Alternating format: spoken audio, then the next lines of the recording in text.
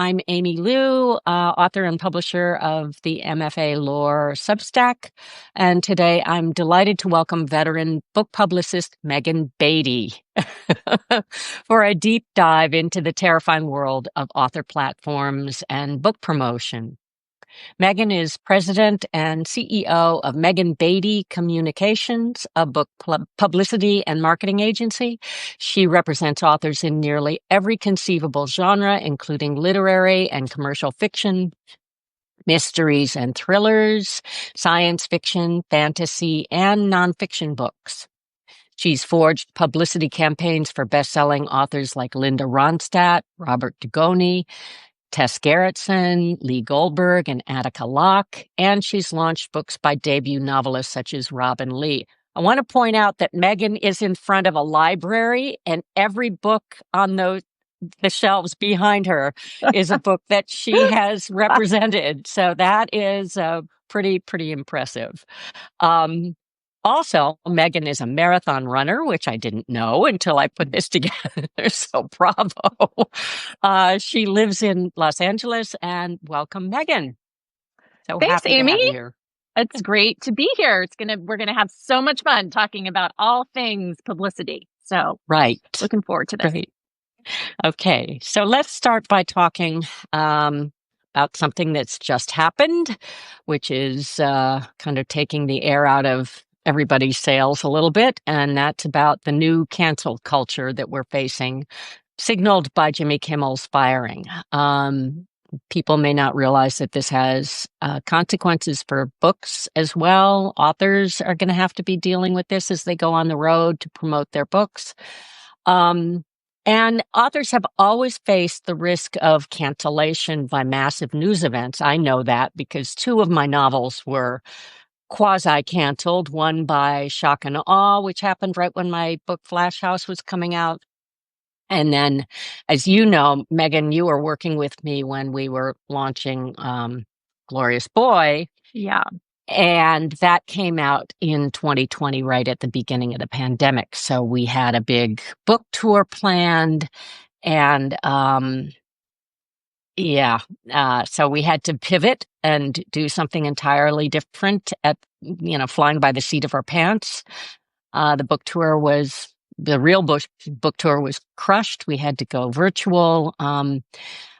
Now, though, I think, as we were talking about before, there are so many things that can happen to kind of crush a book tour and crush the plans. And I wonder if you could talk about what strategic defenses authors have, whether or not your book is political.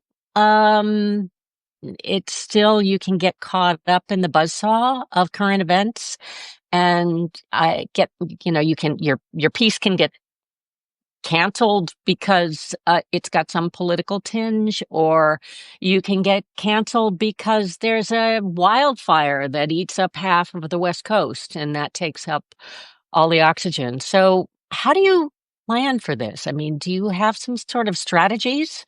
Yeah, I mean, you can't anticipate all the things that could happen. I mean, who would have thought that we'd have this worldwide pandemic that would shut down the world, let alone the book tours that we plan. They're carefully orchestrated book tours that you plan months in advance with the venues and the stores and the timing. So when something like that is canceled at the last minute, I mean, you really have to roll with it. And I think it's about being willing to be flexible and to pivot, because we just never could have expected that. And I think, as an industry, we did pretty well through COVID. I mean, certainly we didn't have the same results as we expected and wanted with in-person book tours. But, I think we did figure out how to do virtual events pretty quickly. And it did open up a lot of new opportunities that we're still using today.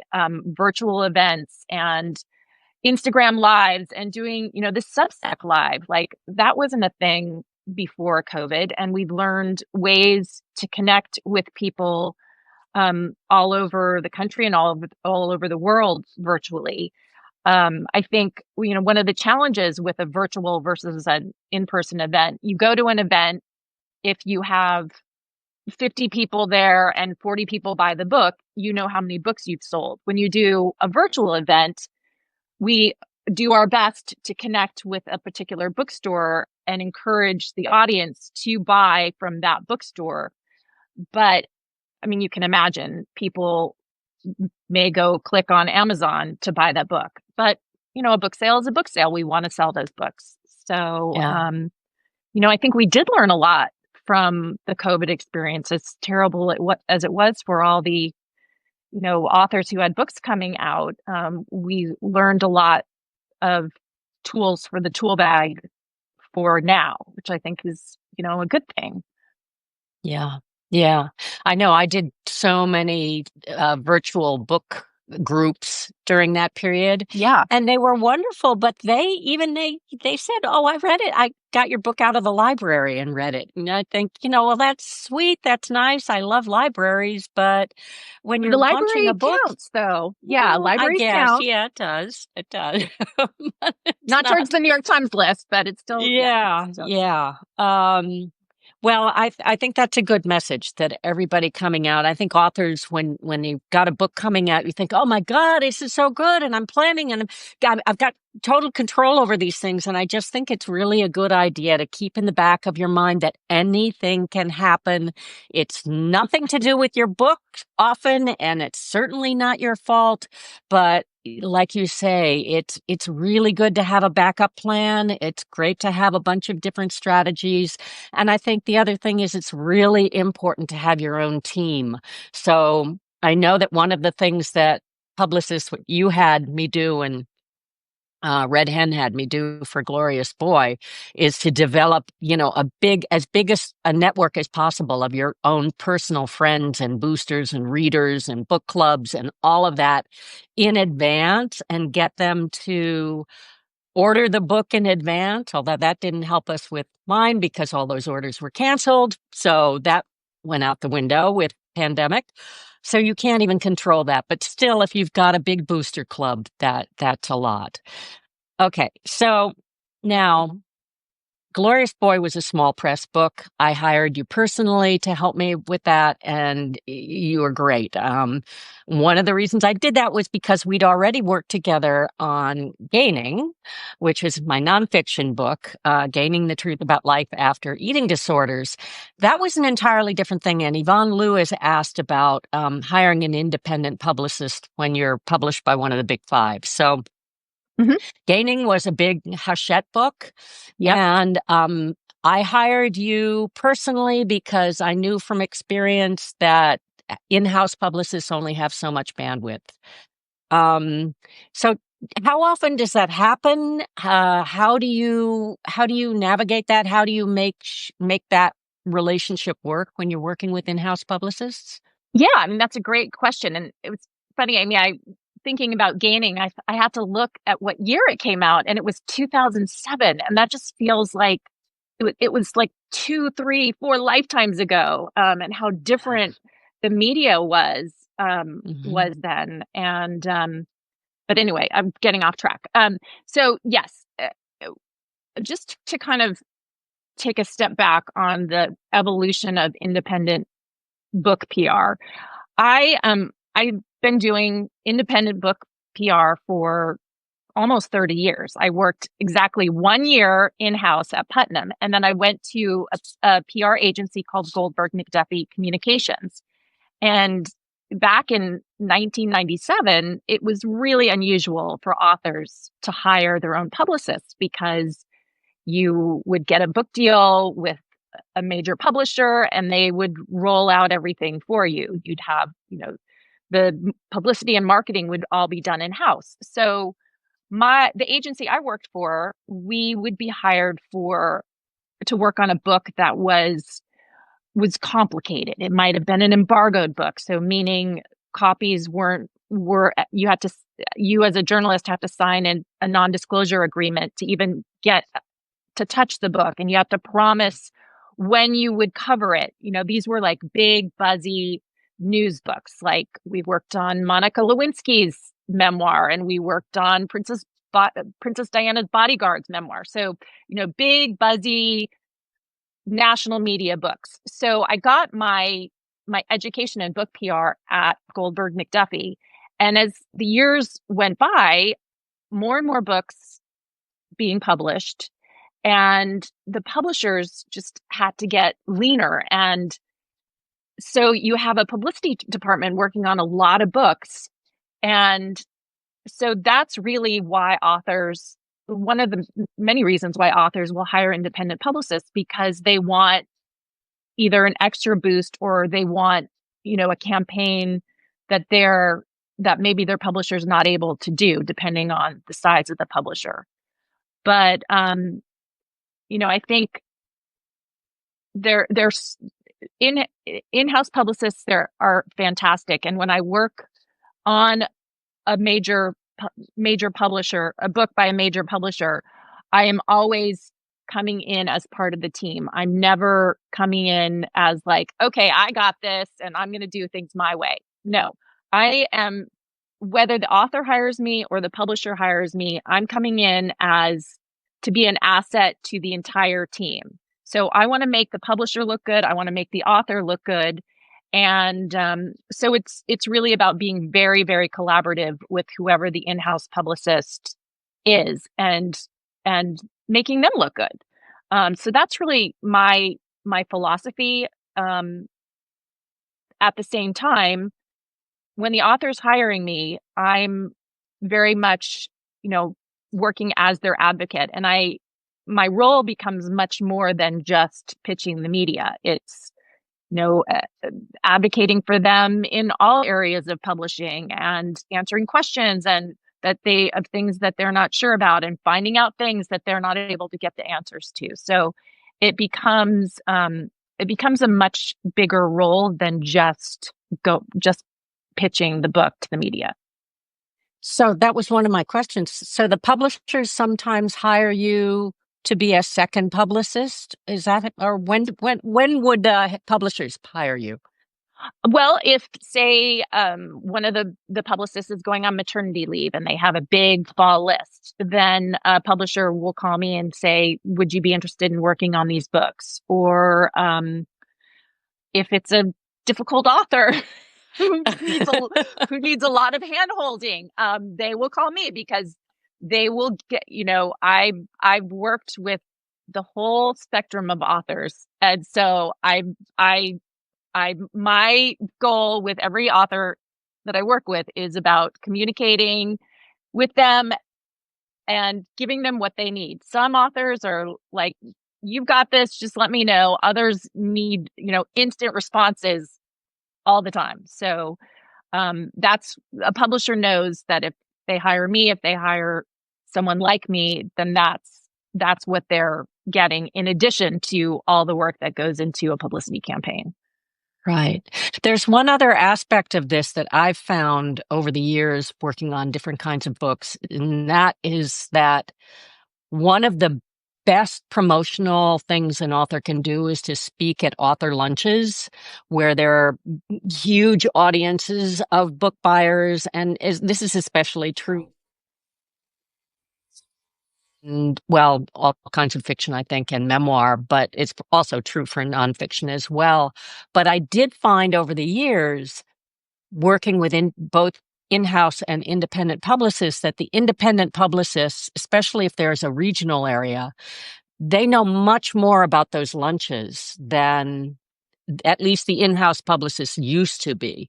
So, on books where I would sell 25,000 copies or more, my guess is that about half of those copies I sold by going to these huge authors' lunches, and lots of them, and they were booked through my independent publicists. Almost none of them were on the original book tour that was pulled up by the in-house people. So I'm wondering if has that changed? Have the in-house publicists kind of glommed on to this other pathway to selling books? Or is it still a regional, local thing.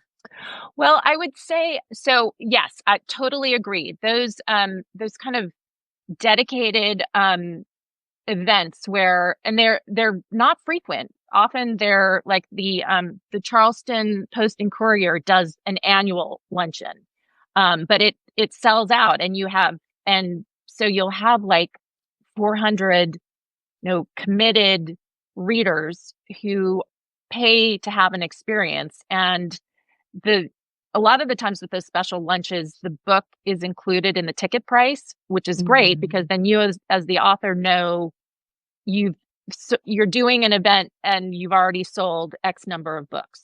I think the trick is that a lot of them are really under the radar. And there are some bookstores who are partnering like Lido Village Books in Laguna Beach is doing. I know they did a luncheon at the Pelican Hill Resort in Newport Beach. So, I think I'd love to see more bookstores partnering with those kind of events because I think they can really pay off for everybody. But you do. So just to take a step back on the events side, when you're in-house, there's a whole like process of setting up the tour. And what happens is all the bookstores and venues put in requests for a particular author once they've found out about the book. So the in-house publicist is going through those and trying to figure out what makes sense, what are the best proposals. So it's sort of more taking in the requests and then deciding what is the best fit. In my work, because I often don't have that knowledge, I'm really then working with my authors to figure out their networks and kind of what we can tap in. If they have family in North Carolina, okay, there's some great bookstores there. What kind of, and I think the luncheons that you talk about, there's so many in the South, like they're biggest in the South. So, yeah, a lot here in Los Angeles too. Yeah. Long Beach Women and Brandeis Women is national. And I mean, there are a lot of national, like women's groups, especially that have authors lunches as fundraisers, which are great. Yeah. There's a good one in Arizona in November. Is it the Assistants League? There's a really good one in Fullerton. So yes, American that and the American Association of University Women had one. They have them. Brandeis has them. Yeah, I mean there are a lot of them, and I always thought, publicists really need to be tracking these. They're gold mines. Yeah, for sure. So all right. So our big story between you and me is the story of gaining on the Today Show.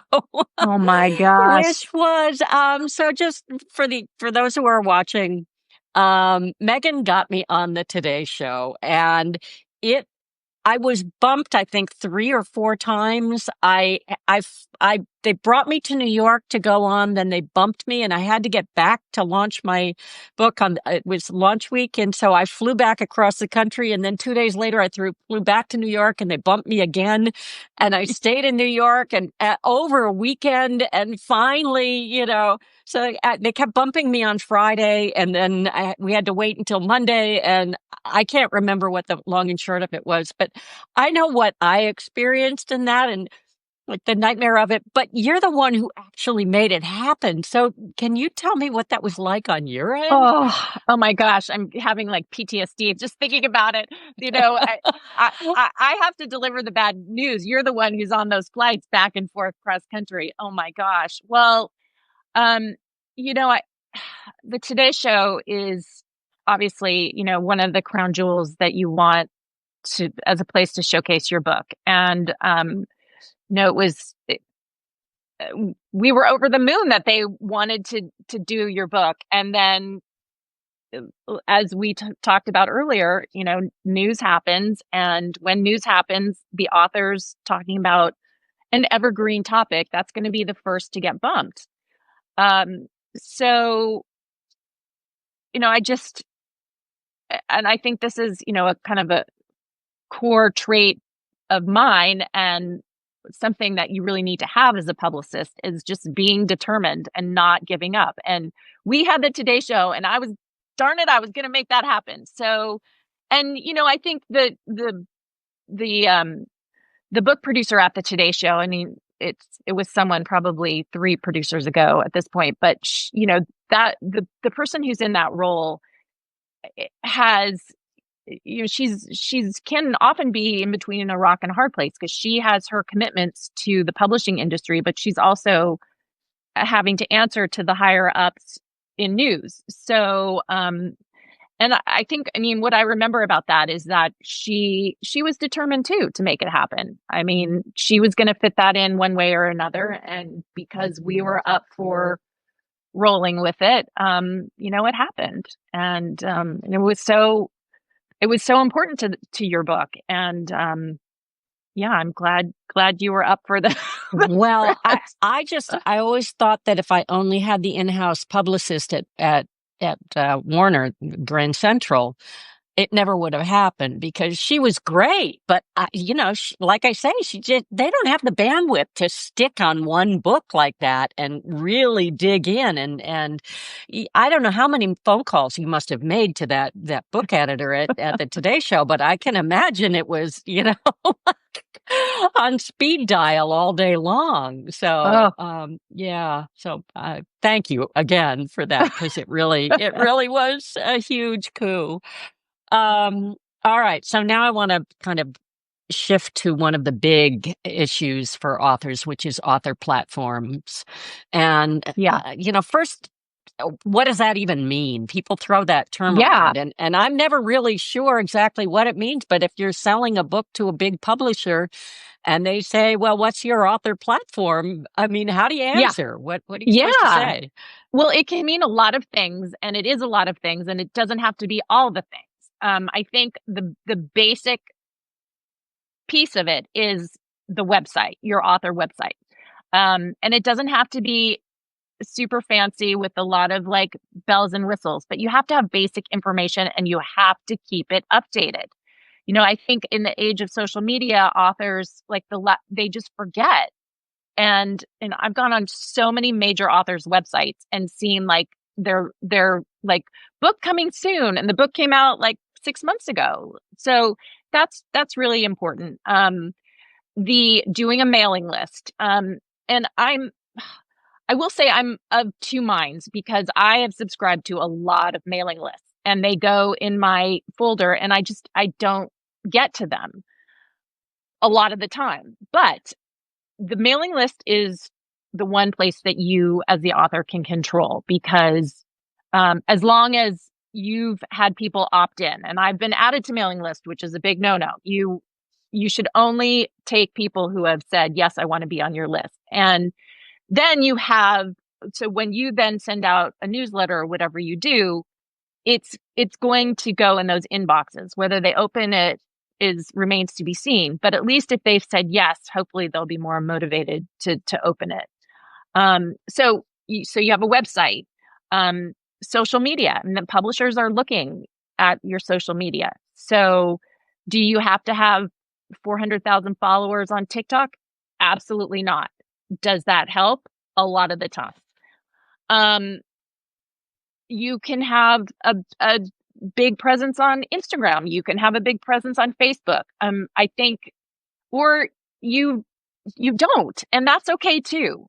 But I do think you have to have, someone needs to be able to go online and have a sense of you as an author. So you have your Amazon author page filled out and up to date. You're on Goodreads. You're on BookBub.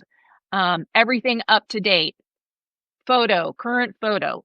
That's really what we're talking about with the author platform, is that if someone goes to look you up, they're going to see, website, be able to see your social media, and see you on kind of these key book sites that you're present and you're up to date. So that's what I would say about the author platform. And let's not leave out Substack and Medium, and Substack, which are huge. Yes, and yes, you should talk about Substack. Yes. are gonna. So, I mean, that's how I got started on Substack, was that I had a newsletter list, but it was on MailChimp, which I just could not stand. So I just initially I was just going to move over my newsletter list to Substack and use it kind of whenever I had news to send out about my books. That's how I Mhm. started. And then I kind of got caught up in the Substack excitement, and I was already posting over on Medium, and that was kind of more trouble than it was worth. And I thought, well, why not kind of build my following at Substack, and actually, instead of just bugging people when I have news about my book or events, actually give them something that may be valuable to them on a Yeah. going forward basis. And that, I can't say that I've gone to the moon on Substack, but it has built a kind of a small following that hopefully would be beneficial the next time I want to sell a book, in Well, I theory. think you make such an important point right there, Amy, that you are offering information to followers that is helpful to them, that is interesting to them. And I think that's really the crux of this with the author platform, that whatever you do, Instagram, Medium, Substack, that you're offering content, information, advice that is useful to the audience, not just me, my book, my book, my book. So I think, yeah, that's great. And that's why you're getting the following that you are. So So then, but that opens the issue to a slightly different angle, which is, do you need to silo the focus all around what your writing is about, or especially politically? I mean, I'm asking this very personally because I'm pretty political on Substack. I step out of my MFA Lore is just about, the essence of an MFA program and what you can learn about writing, without paying the tuition. And I try to be pretty clear in my posts. But on Notes, which is sort of Substack social media, I get very political and go out. I mean, how do you feel about authors being political and talking about things outside their box? yeah, well, it's a great question. And I think a lot of people in the industry have really different opinions about this. There are some who feel like, look, you're an author, you're supposed to be, working to sell your books, like stay in your lane. Others, like there's so many authors who I think have the followings they have because they're willing to go beyond and to take a stand on the issues that are important to them. I think of like a Jodi Picoult. Mhm. She doesn't hold back. Jennifer Weiner. Like there's so many authors who, you think about, um, they're writing novels, but they're people too. And so I would never freedom of speech. I would never tell an author they shouldn't say what they want to say. I mean, I do think you do have to be careful, um, because, for example, I heard about this children's book author whose event got canceled because he or the person was using the F word in social media posts. Like, if you're a children's book author, you shouldn't use Mm, the F word on your social media because kids yeah, are on social media and they yeah, will follow yeah, you. So I yeah, do think you have to think about what you're posting. But I feel like, writers, you're creating art and you should be able to say what you believe in. yeah, yeah. Good. Okay, so back to basics here. I always was under the impression that it was easier to promote nonfiction than fiction, but I know when you were back at Goldberg McDuffie, you specialized in fiction. So, what do you think about that? And are there different strategies for the two genres, or how does it differ, and what's better and what's worse? Yeah. So with nonfiction, depending on what the topic is, there's a whole area of the media that you're going to hope is going to be open to it. Like if you write a parenting book, then there are parenting, people who podcasts, and there's a whole wide swath of parenting media that they're looking for new information. So if you're an author who has credentials and you're an expert on what you've written, then, you sort of have, there's a kind of a specific path to promoting the book. And that's really how, I see, and nonfiction is often, about topics that are in the news. So you have, as a nonfiction writer, especially if you're an expert, you will have a lot of opportunity to get on the news media. If you've written a novel, that's a whole different scenario, because the vast majority of the news media, they see authors as wanting to come on and just talk about their book, which is not, well, of course you want to talk about the book, but there's much more you as the author can talk about depending on what your novel's about. So if you've, written a novel, and there's, for example,